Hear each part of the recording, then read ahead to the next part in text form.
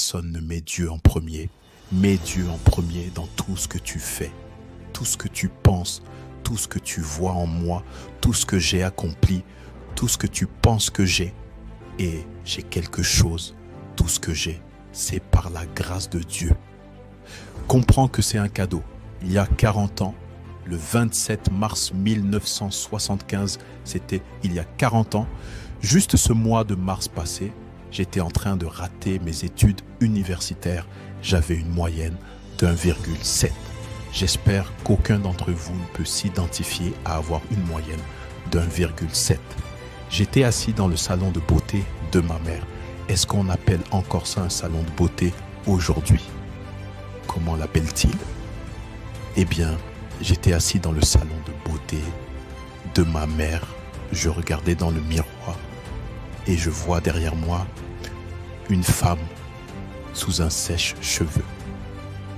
Chaque fois qu'elle levait les yeux, elle me regardait directement dans les yeux.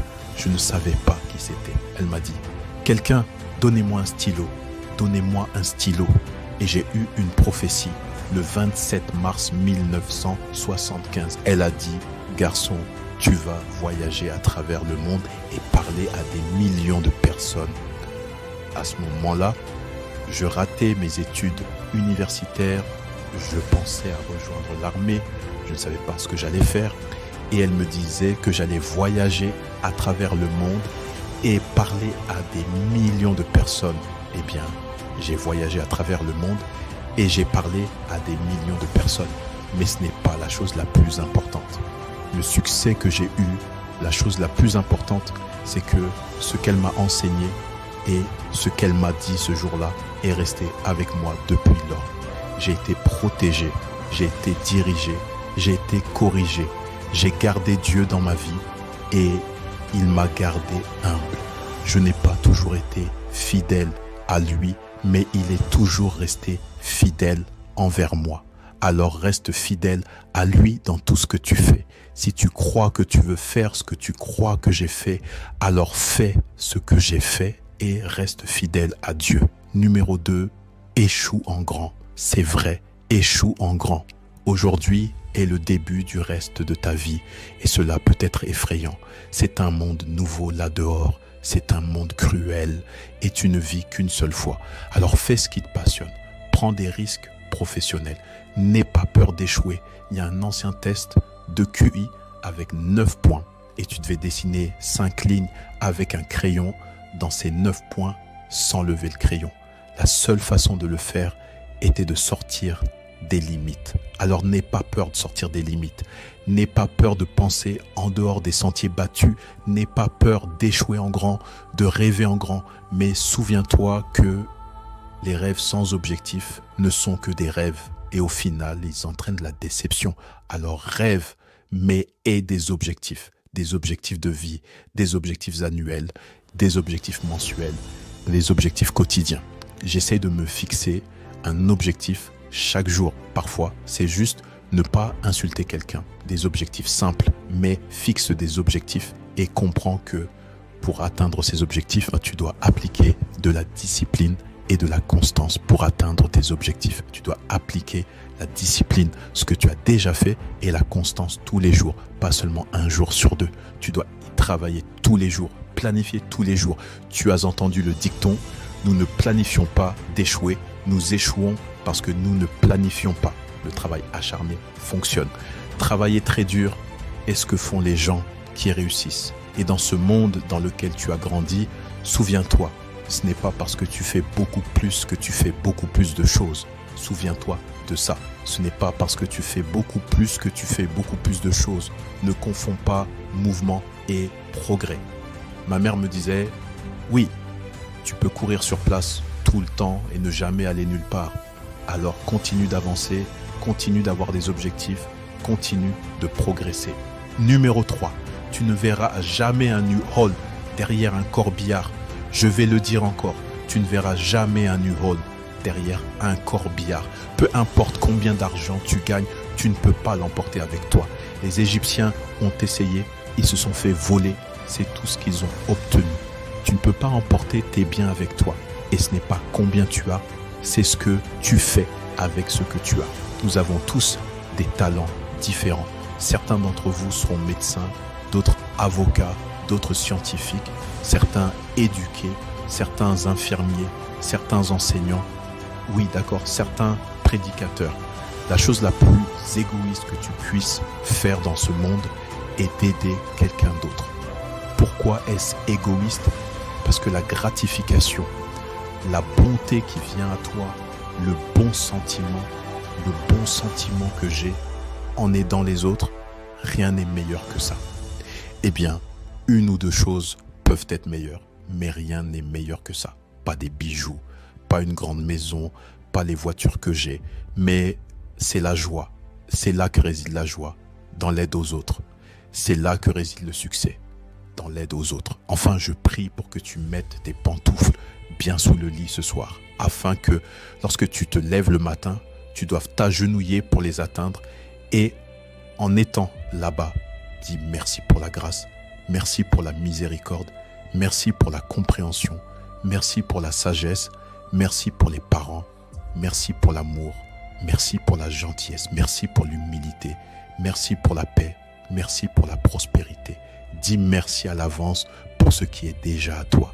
C'est ainsi que je vis ma vie. C'est l'une des raisons pour lesquelles je suis ce que je suis aujourd'hui.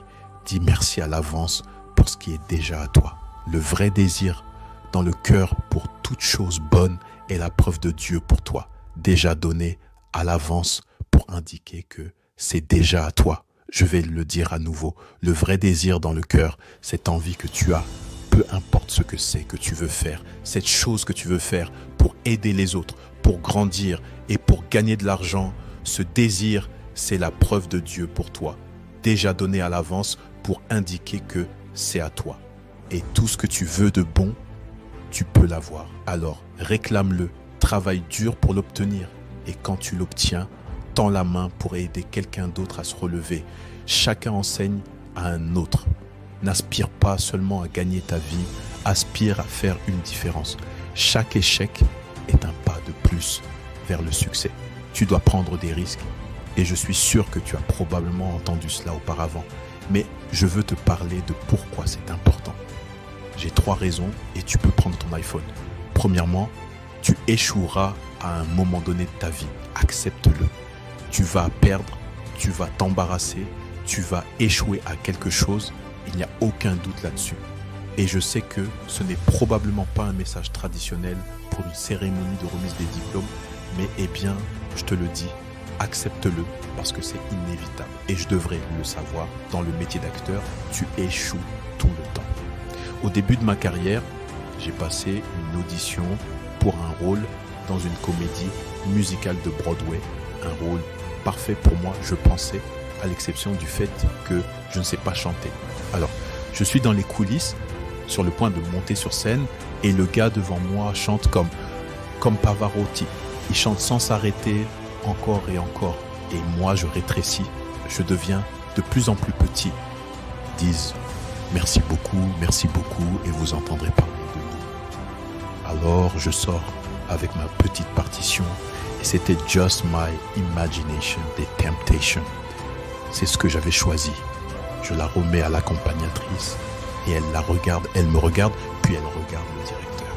Je commence à chanter et ils ne disent rien.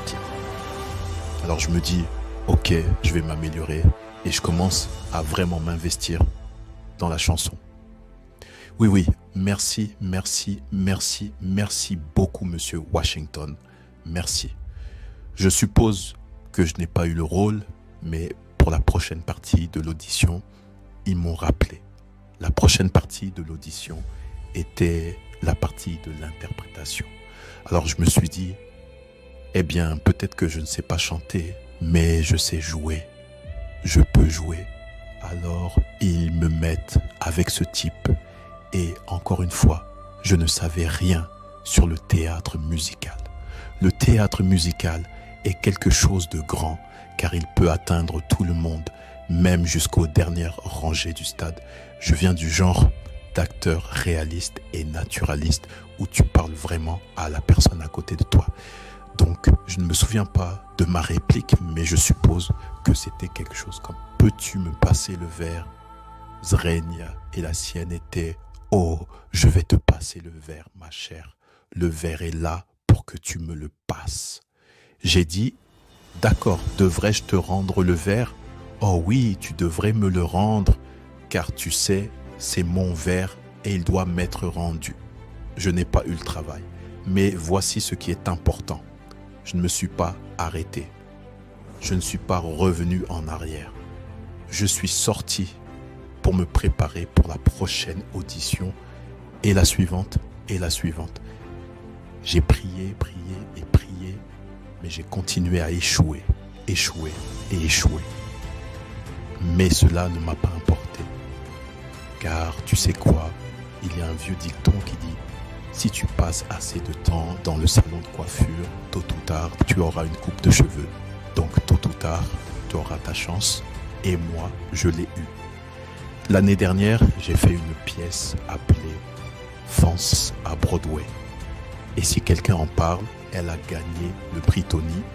Et soit dit en passant, je n'ai pas eu à chanter. Mais voici l'ironie. C'était au Court Theatre, dans le même théâtre où j'avais échoué à ma première audition 30 ans auparavant. Le point est, et je vais accélérer le rythme maintenant, le point est que chaque diplômé ici aujourd'hui a la formation et le talent pour réussir. Mais as-tu le courage d'échouer? Voici mon deuxième point sur l'échec.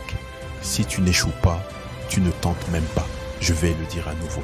Si tu n'échoues pas, tu ne tentes même pas. Ma femme m'a dit cette grande expression: pour obtenir quelque chose que tu n'as jamais eu, tu dois faire quelque chose que tu n'as jamais fait. Les Brown, un orateur motivationnel, a fait une analogie à ce sujet. Il a dit: imagine que tu sois sur ton lit de mort et que, autour de ton lit, se trouvent des fantômes représentant ton potentiel non réalisé. Les fantômes des idées que tu n'as jamais concrétisées, les fantômes des talents que tu n'as pas utilisés. Et ils sont là autour de ton lit, en colère, déçus et contrariés. Ils disent: nous sommes venus te chercher parce que tu aurais pu nous donner vie. Nous dit-on. Et maintenant, nous devons aller dans la tombe ensemble.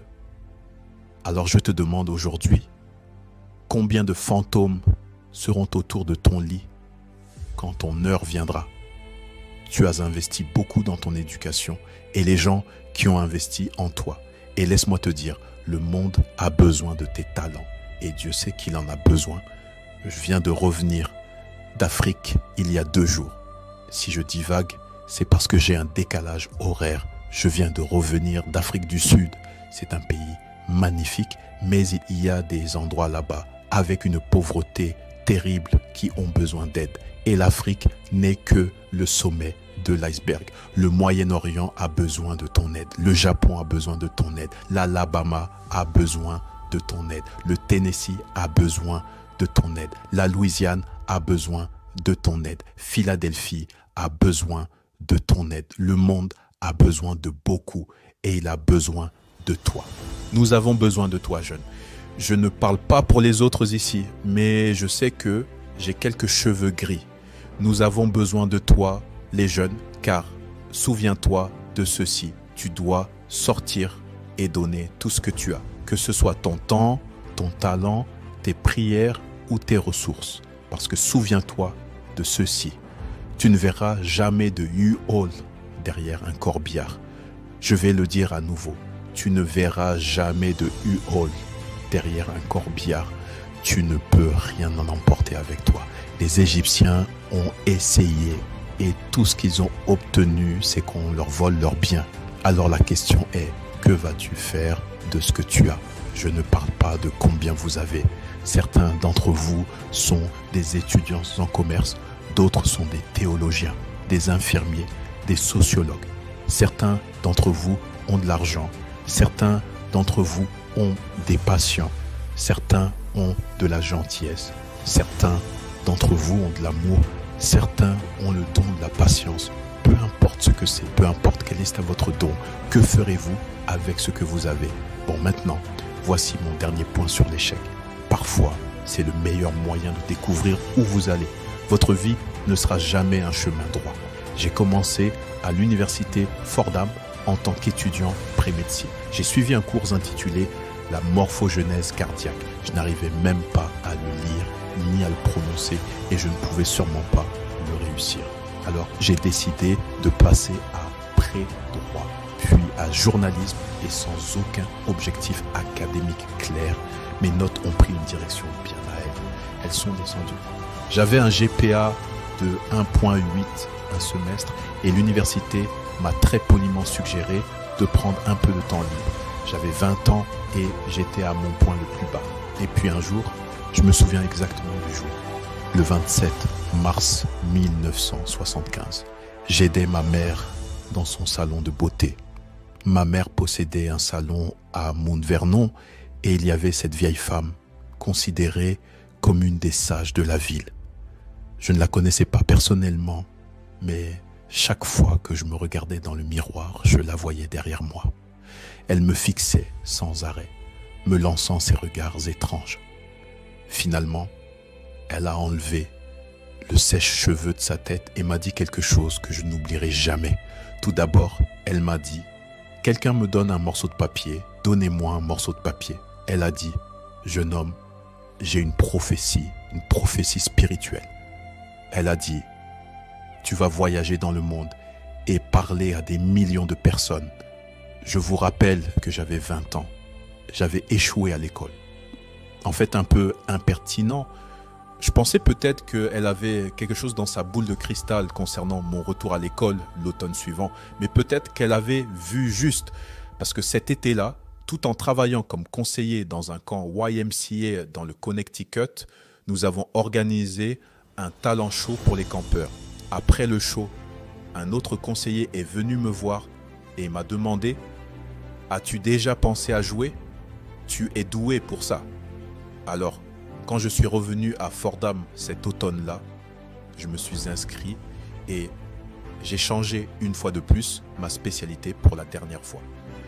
Et dans les années qui ont suivi, tout comme cette femme l'avait prophétisé, j'ai voyagé dans le monde et j'ai parlé à des millions de personnes à travers mes films. Des millions de personnes qui jusqu'à ce jour ne pouvaient pas me voir. Jusqu'à ce jour, elles ne pouvaient pas me voir. Elles ne pouvaient voir que le film. Elles ne pouvaient pas voir le vrai moi, mais aujourd'hui je vous vois. Et je suis encouragé par ce que je vois et je suis fortifié par ce que je vois et j'aime ce que je vois. Une dernière page maintenant. Taisez-vous. Laissez-moi conclure avec ce dernier point. En fait, le président l'a un peu évoqué. Il s'agit du film Philadelphia.